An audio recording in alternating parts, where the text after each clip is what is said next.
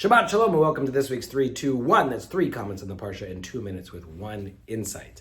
The Parsha is bemidar, in wilderness, sometimes called the desert, sometimes it's the wilderness. And that's actually what I want to focus on. It's the name of the book and the name of the Parsha.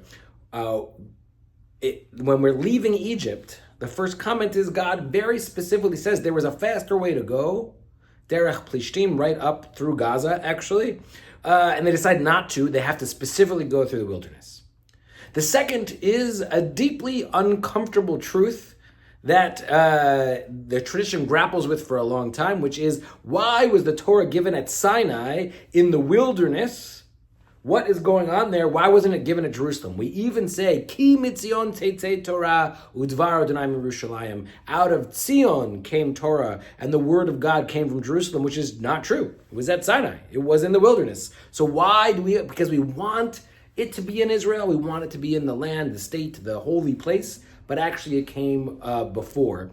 Which leads to the third fascinating thing about this week is it's called bemidbar, in the wilderness, because our ancient ancestors think they're about to go in.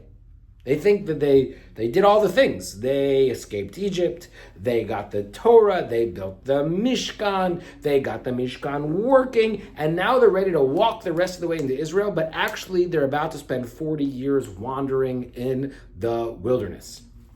That's together, that wildernessiness leads to our insight for this week, which is almost always all great journeys go through a wilderness, a blank space, a confusing space, a place where anything is possible.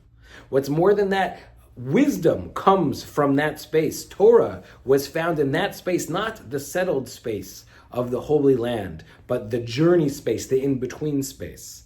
And that in lies our challenge, because we never quite know when we're going to reach the promised land. Even if we think we're going to get there tomorrow, we don't know what's going to come our way. So the challenge this Parsha is laying out for us in this way is two hands.